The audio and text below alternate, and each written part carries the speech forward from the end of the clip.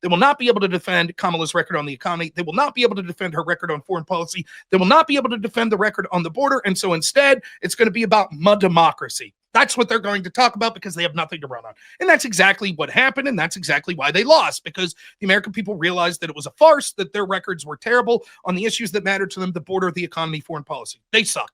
That's why they lost. In addition to that, Kamala Harris was very incompetent and Joe Biden was a vegetable. So anyways, when Destiny, as he's doing the January 6th thing, takes this debate with Andrew Wilson, I talked to Andrew before the debate and I was like, listen, the debate was on January 6th and wasn't an insurrection.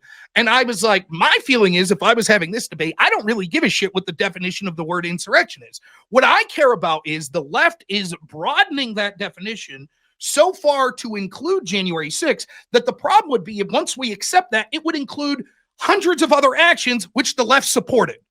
And Rob Noerr gives the inside scoop about what happened between him and Destiny. A few weeks ago, I actually covered a clip of Destiny spurging out and rage quitting during a debate against Rob Noerr. Well, Rob Noerr went on Project VO Pod and gave his side of the story about what went down between him and Destiny, and there's a lot more to it than you think. Rob Noerr is even blacklisted from debating with Destiny per Destiny.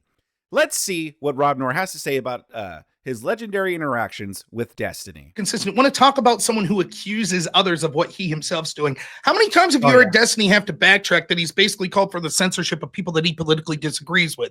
How many times are we going to listen to him make dog whistles or excuses for violent actions and then against politicians he doesn't believe? And then when pressed on it, be like, haha, just joking, lols. It's absurdity after absurdity with him, and he can't defend his position. You go back and watch a debate I had with him in 2022 about, partially through Biden's administration, who was more successful, Biden or Trump's administration. And over, he keeps yelling source to me, and then I provide a source that says exactly what I'm saying, and then he moves on and deflects like that's not a thing. What's the thing he accused me of after the debate to his audience? Rob will never admit he's wrong and constantly change the subject when he's proven wrong, just concede it, change the subject, and then rapidly move on. The exact same thing that he's accusing me of is, in fact, what he did during that debate. So, I mean, for me, if I had a chance to confront Destiny, which I won't anymore because he's blacklisted me after the last spanking that I gave him. By the way, he blacklisted you because after that 5-hour debate, which, by the way, I was talking about before I went on stream, it's an amazing one, by the way, he booted you out of his stream, by the way, right? Yep. He booted your ass out and then said, I'm never going to fucking interact with Rob, even though he said, Rob, I actually like you much more than engaging with Andrew Wilson. You're more good faith, etc. You beat him on this 5 hours into it, and now you're blacklisted completely. Could you tell us more about that? Yeah. So here's the truth. No one owes me anything to debate me or anything like that. One of the things you see happen on this sphere is, in fact, let's take out the online debate sphere. Just think of it this way. If you're an incumbent politician and you're polling at like 80% and you know you're going to win the election and someone primaries you and you know they basically don't have a prayer, are you taking the debate with them?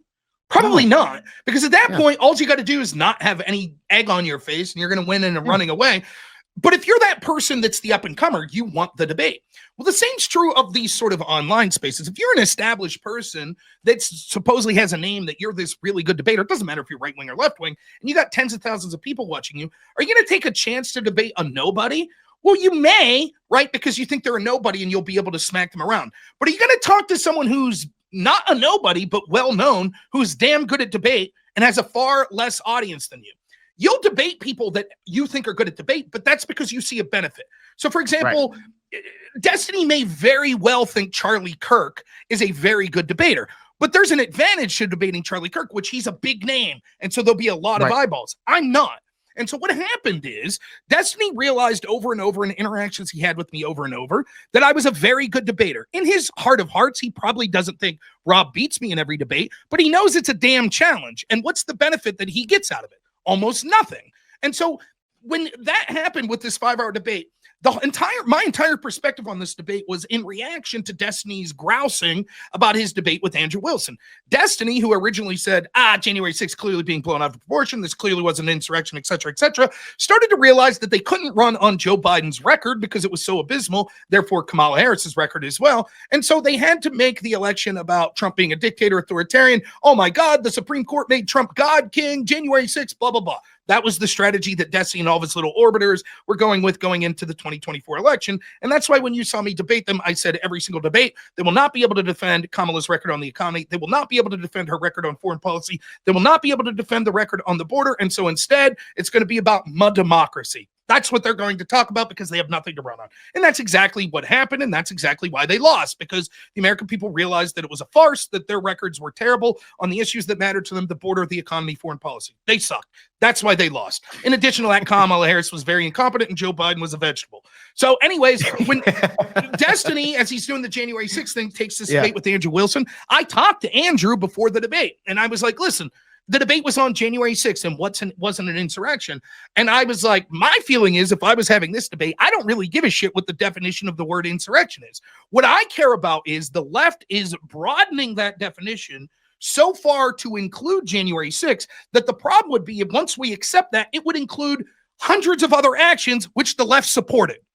And so therefore it becomes a problem of selective outrage, right? If you say, my God, insurrection, anyone who engaged could never run for office. Okay, then Kamala Harris supporting a bail fund for the firebomber or for the riot that resulted in the firebombing of the police station would be an insurrection. And Andrew Wilson in that debate that was his argument. I'm not saying I gave him the argument. He agreed with me. He's like, yeah. So Destiny gives this definition of insurrection that includes 4 planks. For those that didn't see the debate, basically it's so broad that he is forced under cross-examination by Andrew Wilson to admit that if 3 hippies got together and protested marijuana laws and one of them shoved a police officer, that's an insurrection. Right? That's how broad of a definition that Destiny was using. And Andrew's like, I don't care. Then sure, we'll call January 6th an insurrection. But that definition's a joke. And Destiny pouted for weeks that you have to give your definition. And Andrew's like, I don't. All I have to do is say the definition's shit. And it's too broad and it's being selective, which I agree with Andrew. So when they asked me to do that debate, I was like, sure, I'll do that debate. I'm not going to get into the nitty gritty and but so wait, they asked you to do it then, Rob? Yeah. Okay. All right. So okay, if you want the full story, what happened was Pisco and this other guy, I can't remember. I think he told me he's a linguistics expert. They wanted me to debate what is the quote standard legal definition of the word insurrection. My argument is I don't give a shit. That's my argument. I don't think there is a standard legal definition, not in the context that they're talking about, because no one's been charged with it since 1850, right? And none of the January 6ers were charged with insurrection either. Right. And there are incident after incident we could see, because the definition that they're going to give, I would be able to point dozens of instances during the Vietnam War, for example, during World War II, other protests that resulted in riots, etc., that we could call insurrections, yet no one was ever charged in 140 years with anything related to that. Section 3 of the 14th Amendment was never applied. No one was ever kicked off the ballot, et cetera, et cetera. So if you're right that this is the standard legal definition, why hasn't it been charged? I would argue that this was something that they were uniquely concerned about after the Civil War, right? And then as time went by, they were like, we're not. So in other words, the standard legal definition changed to something that we rarely use or haven't used since then, because the courts didn't think that it was a big issue to put that label on things and to use those sorts of laws. That's what I would say. But I don't really care what the court's definition is. What I care for is that we see people in the courts and in the Democratic Party that are arguing for these laws that haven't been used since the 1840s, 1850s, that are selectively trying to use it to use lawfare to stop Donald Trump from being on the ballot so that they could by default win the election. That's what I care about. And these same people won't say the same thing when it came to left-wingers or Democrats that, quote, engaged in the insurrection of Black Lives Matter or Antifa that we saw all over the country. And so that's what my argument. So I agreed with Pisco. I will do that debate. If we split the debate in half, and the second portion of that is the double standard in what I see in all of these, quote, left-wing insurrections based on your same definition that we never suggested kicking people off the ballot. Pisco agrees. Unfortunately, because of the nature of my work, I was working and then going on vacation and going back to work again. So I literally wasn't going to be home for 10 days in a row. So Pisco sent me some sources. I sent him a couple things I would say, very cordial. Destiny, about 3 days in, messages me and says, hey, would you be interested in debating the definition of insurrection? I said, sure. I was already going to do a similar debate with Pisco, but yeah, I'd be happy to do it. Unfortunately, I'm going to be busy for the next 7 days. I'll let you know when I'm on. As soon as I got off, eating lunch with my wife, I message him and say, hey, when do you want to do that debate tonight? He says, sure. Okay, so that's how it all went down. I didn't have time to do a significant amount of research. I told him that. I say it on the debate. I say to him, you went in there kind of like not even fucking doing your Yeah, full on research that's against right. Destiny, and you allowed it. You said, okay, That's fuck it, right. let's No go. excuses. I said, sure, no problem.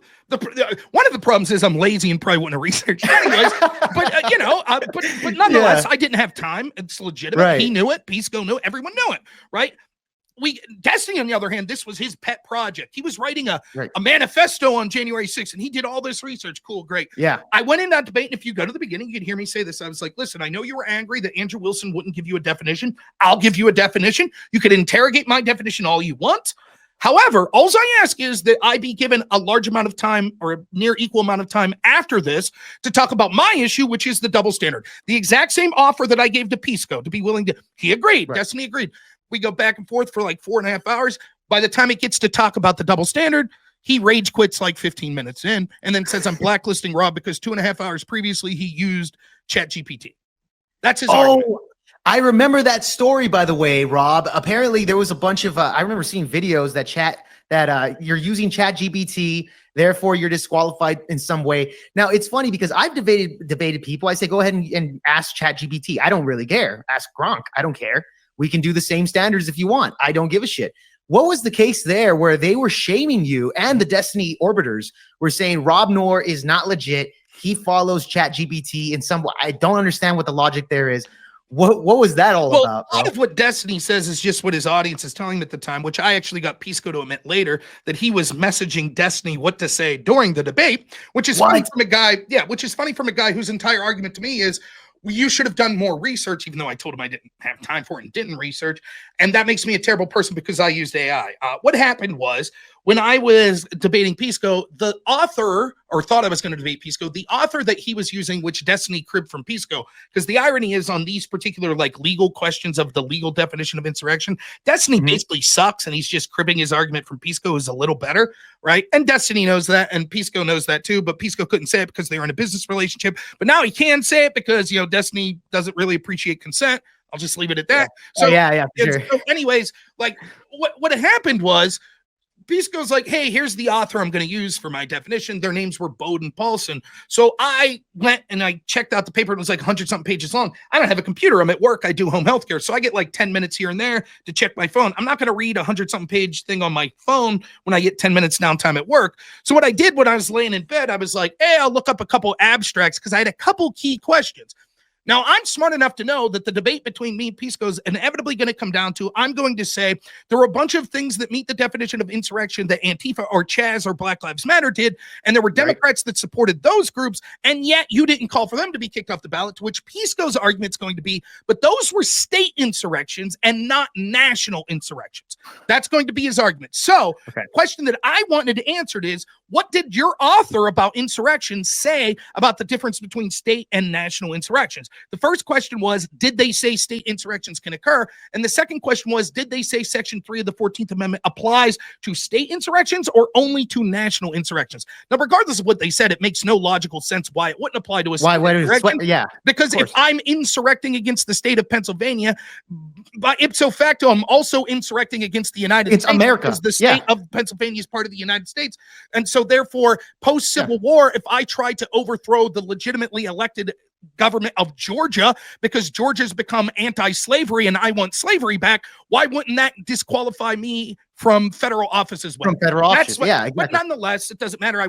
Real quick, it's real like weaselly, like how these the people on the left, how they always have to make these separations.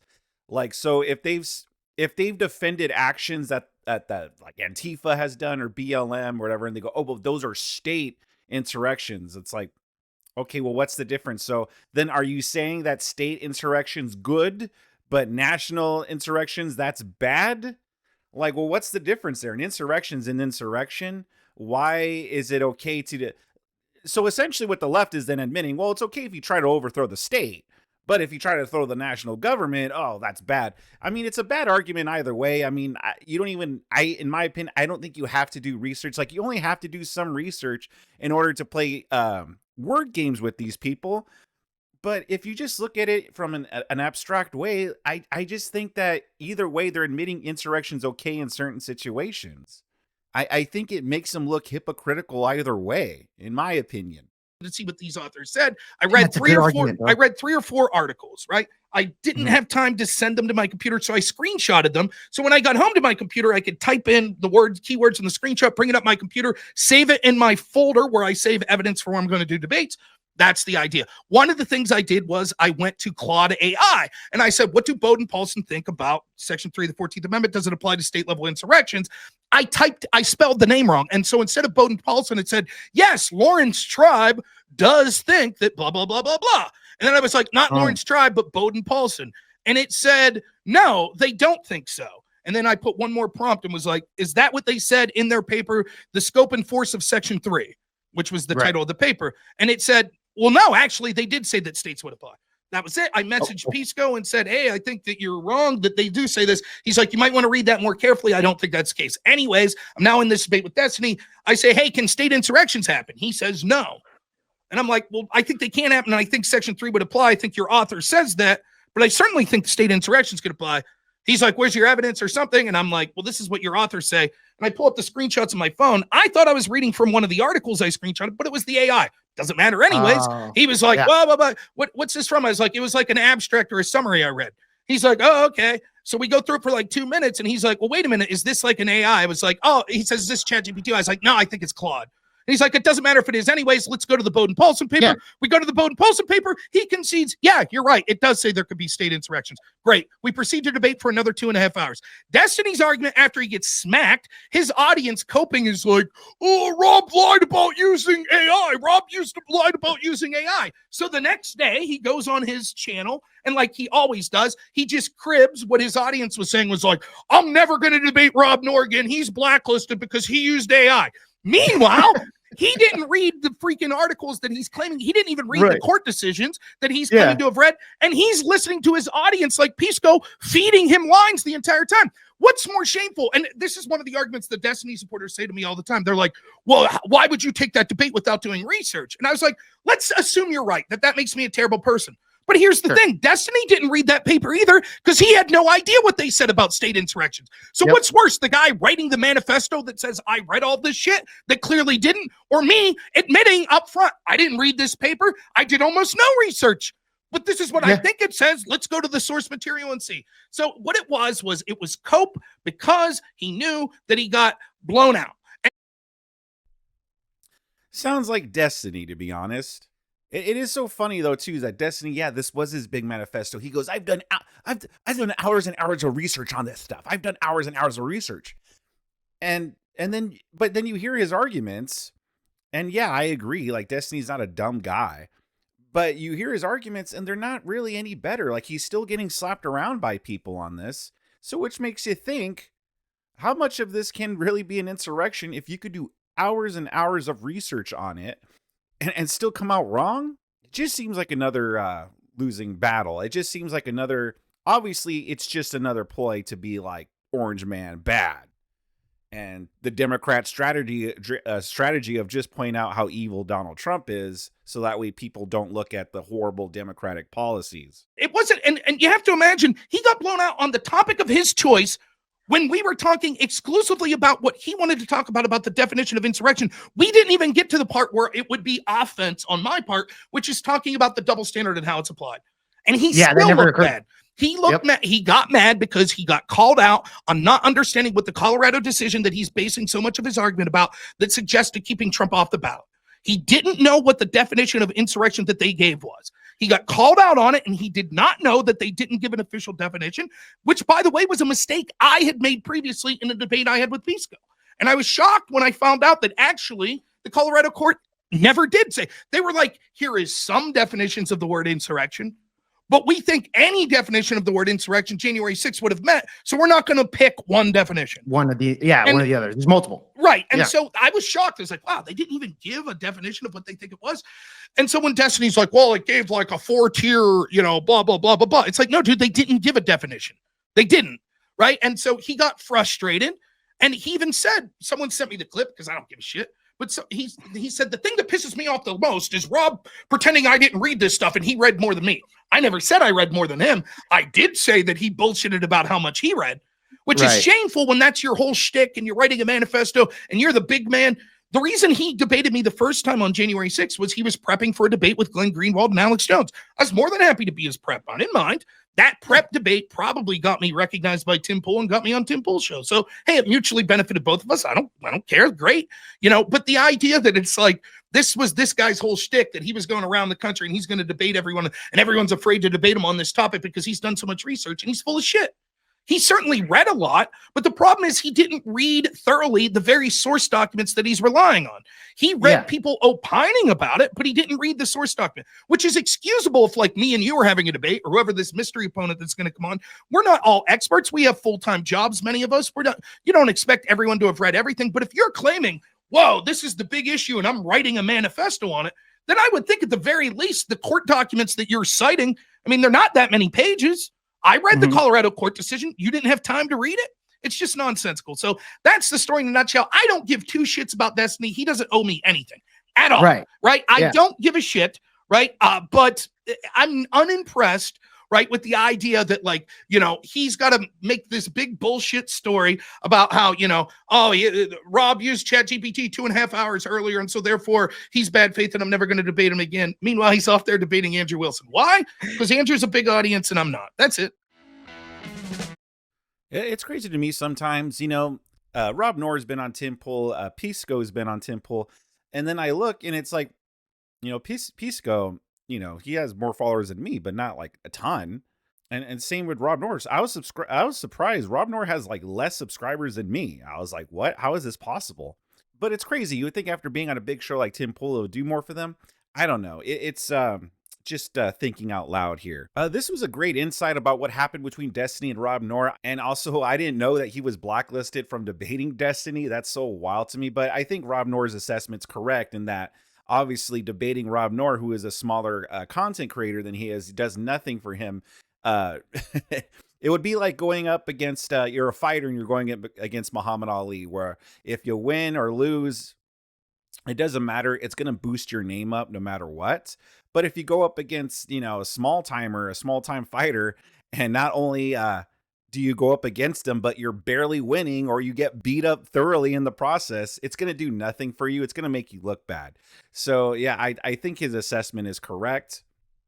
And by the way, it's so crazy that I always hear like leftists, like they feed each other things to say during debates. That's so shady and wild to me. Like, I don't know, if I think you should be able to go into these debates without having people feed you stuff.